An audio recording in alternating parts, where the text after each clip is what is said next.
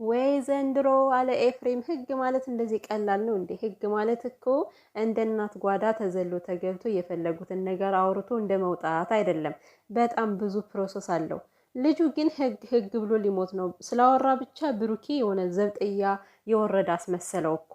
የተወራው ሁሉ ተግባራዊ አይሆንም። ሰላም ሰላም ቤተሰብ እንዴት ናችሁ? ሰላማችሁ ይብዛልኝ። ለዚህ ቤት አዲስ የሆናችሁ ካላችሁ ላይክ፣ ሰብስክራይብ በማድረግ ቤተሰብ ሁኑ።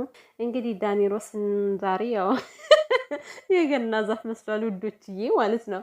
ከላይ ቀይ ኮፍያ ያደረገ ከታች ደግሞ ያው ጥጥሩን ሶፍት እንግዲህ ጠቅጥቆበታል እና ተያይዞ ማች ሲሆን የገና ዛፍ ይመስላል እላቸው ውዶችዬ። ዳኒ አሁን ይሄ ሁሉ የሚያደርገው ብሩኬን ለማስጣል ብሩኬን ክፉ ለማስባል ነው እና ይገርማል። ዛሬ ደግሞ ዳኒ ያው ሀይሚ ስለሄደች እንዳለ ደስታ ፍንጥቅ ብሎ ላንቺ ብዬ ነው እያለ ነው አስሬ።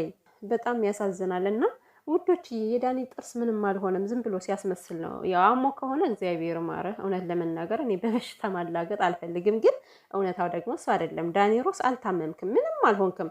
እንደው እስኪ ማን ይሙት ውዶቼ ማለት ነው ፍረዱ።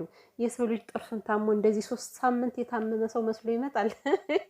ጥርስ እኮ ደግሞ አንዴ ከወለቀ ህመም የለውም ውዶችዬ። እና አስቡት እንዴት እንደሚያስመስልና ምናልባት የደማው እንዴት መሰላችሁ? ይሄ ብሬሱ ቢስማር ነገር አለው አይደለ? እና ከንፈራችሁ እንደዚህ ከተላተመ ይደማል። ከንፈሩን የደማው ከብሬሱ ጋር ስለተገናኘ እንጂ ጥርሱ የረገፈውም ነገር የለም፣ የተደበደበው ነገር የለም።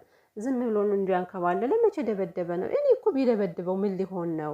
አገር ምድሩ እየፈረደ እያየህ አቅም እንደሌለ ራስን መከላከል እንኳን እንደማትችል በደንብ አይተናልና እኔ እኮ በቃ እንደ ወንድ አንቺን አክብሬ ነው፣ ለአንቺ ክብር ስላለኝ ነው፣ ለአንቺ ቦታ ስላለኝ ነው እንዴ። ይሄ ልጅ ግን እኔ ጠጋ አላማረኝም። ላንቺ ቦታ ስላለኝ ነው የሚለውን ነገር እየደጋገመው ነው። እና እንግዲህ ወደ ህግ ወስደዋለሁ እያለ ነበር። ህግ ሄዱ ምን እንደሚያወራ እኮ ነው እኔ ግራ የገባኝ። ህግ ማለት እንዲህ በቀላሉ ዝም ብሎ ጥው ተብሎ የሚወጣበት ቦታ አይደለም። እና ጥርሱን እንኳን ቢወልቅ ውዶችዬ የተደባደቡበትን መንስኤ በደንብ ይጠየቃል። አበጥሮ አይቶ ህጉ አገላብጦ ማነው ጥፋተኛ ማነው መጀመሪያ የጀመረው ተብሎ ነው ተጣርቶ ከዛ ጥፋተኛ የሆነው ወደ እስር ቤት የሚሄደው እንጂ እንዲህ በቀላሉ ጥርሱ ስለረገፈ ብቻ ብሩኬን እንዲህ አንጠልጥለው ወስዶ እስር ቤት አያስገቡትም።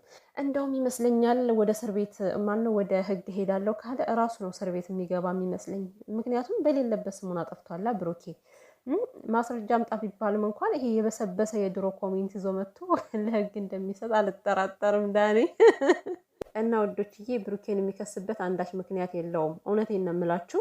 የሚዲያ ሰው ናቸው። እንግዲህ ለምሳሌ ወደ ህግ እንኳን ቀረቡ ብንል ማለት ነው የሚዲያ ሰው ስለሆኑ የሚሰሩት ነገር በደንብ ይመረመራል። ህግ ይመረምረዋል። ቪዲዮቸው ተገላብጦ ይታያል። ከዛ ቪዲዮቸው ሲታይ ደግሞ ብሩኬም እንደዚ አይነት ፕራንክ ሰርቷል፣ ያም ደግሞ ተመሳሳይ ፕራንክ ሰርተዋል እና ያ ሁሉ ይመረመራል፣ ይታያል። ስለዚህ ሚስቴን እንደዚህ ወስዶብኝ ምናምን ብሎ እንኳን ክስ ቢያቀርብበት ማለት ነው ማስረጃ አምጣ ይባላል። እና ዝም ብላችሁ ሲጀምር እንደዚህ ያደረገው እኮ ኮሜንት አይተው ነው። እንደገና በቲክቶክ በጣም ብዙ ሰው ዳኒ ወደ ህግ ሄዷል ብሩኬን ከሰሰው እያሉ ሲያወሩ ስለሰማ ያንን ነገር ነው የተጠቀመው። በነገራችን ላይ ዩቲዩበሮች አሁን ተነቃባችሁ። በቃ አይዲያ ከኮሜንት እንደምትወስዱ ተደርሶበታል። ይሄ ሁሉ ዛሬ የተደረገው ቲያትር ኮሜንት ነው። ከኮሜንት አይቶ ነው እንደዚህ ያደረገውና ምንም ነገር የታመመው ነገር የለም። እና ጓደኞቹ ደግሞ አታጎብጉቡ ማለት ነው። ሲጀመር እኔ አሁን እንትን እያልኩ ነው ውዶች። ዛሬ ኢንስታግራም ላይ ያየሁትን ካየውኝ በኋላ ምንም በቃ ውስጤ ሊቀበልልኝ አልቻለም። እዚህ ጋር አንድ ሰው ብቻ ነው ያልገባው የሚመስለኝ፣ እሱም ብሩኬ ይመስለኛል። እና ከዛ በተረፈ ግን እየሰሩ ያሉት የሆነ እንደ ድራማ ነገር እየመሰለኝ ነው። እንዴ ሰው እየተጣላ ላይክ ይደራረጋል። ከዚህ ጋር ደግሞ የሌለ ሾው ያሳዩናል፣ ቲያትር እየሰሩ ማለት ነው። እና እንዴት ላስብ ብቻ ምንም ነገር እየመሰለኝ አይደለም። እኔ እውነት እየመሰለኝ አይደለም። ግን እንደ ፍርዱ ከሆነ ጓደኞቹ ልታገወግቡ አይገባም። ለማስታረቅ ሞክሩ።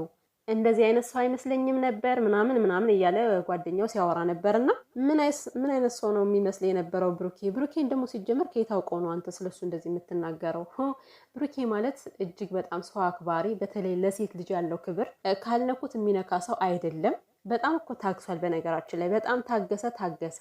ደግሞ ሁሉ ሰው እድሜ ልኩን ሲታገስ አይኖርም። አንድ ቀን ያ ትዕግስቱ ይፈነዳና በቃ መያዣ መጨበጫ ነው የሚያሳጣውና ውዶቼ ማለት ነው። ይሄ ዓለም አቀፍ የሚባለው በዛ በኩል በሃይሚ ጀርባ የነበረው ልጅ ማለት ነው በጣም በጣም የሆነ እንዴት ልበላችሁ ብቻ እኔ ሰው መወንጀል አልፈልግም፣ ግን በጣም ንቀት ያለው ልጅ ለሰው ክብር የለውም። ባጭሩ ስነግራችሁ ማለት ነው። ታውቁታላችሁ ብዬ አስባለሁ።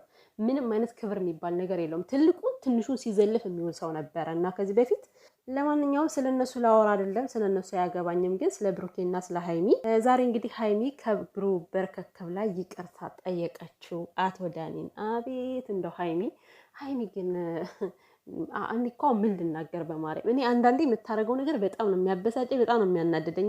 ሲጀምር ተደፍተሽ ይቅርታ ልትጠይቂ አይገባሽም ነበር ሀይሚ፣ ምንም አያስፈልግም። ምክንያቱም የተጣሉ ዳኒና ብሩኬ ናቸው አይደለ?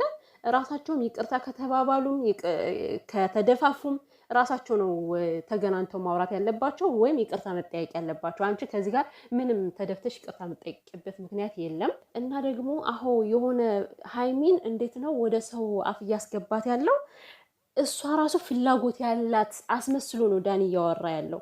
ለአንቺ ብዬ ለአንቺ ስሜት አለኝ እንደዚህ ሲል ሰው ምን አለ በቃ አፍቅረዋለች ማለት ጀመረ። እመቤቴ ብታየው ኮሜንት ማለት ነው። አሁን ሰው አንቺን ፍቅር ይዞሻል ወድሽ አይደለም ሄደሽ እዛ የምትለጣጥፊ እያሉ ነው። እና አሁን ምን ይባላል? ሀይሚ ከዳኒ ራቂ ብለናታል። ራቂ ባልናት ቁጥር ግን እሷ እየተጠጋች ነው። ስለዚህ ምናልባት ነገሮችን ለመፍታት ያው ፈርታ ብሩኬ ወደ እንትን እንዳይሄድ እስር ቤት እንዳይሄድ ብላ ነው።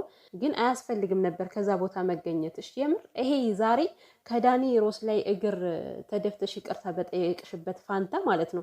ያኔ ብሩኬ ይቅርታ ስጠይቅ በአንድ አፍ ይቅርታውን ተቀብለሽ ከዛ በኋላ እናንተ ሰላም ሆናችሁ ነገሩን ብትወቃቀሱበት ማስተካከል ብችሉ ጥሩ ነበረ።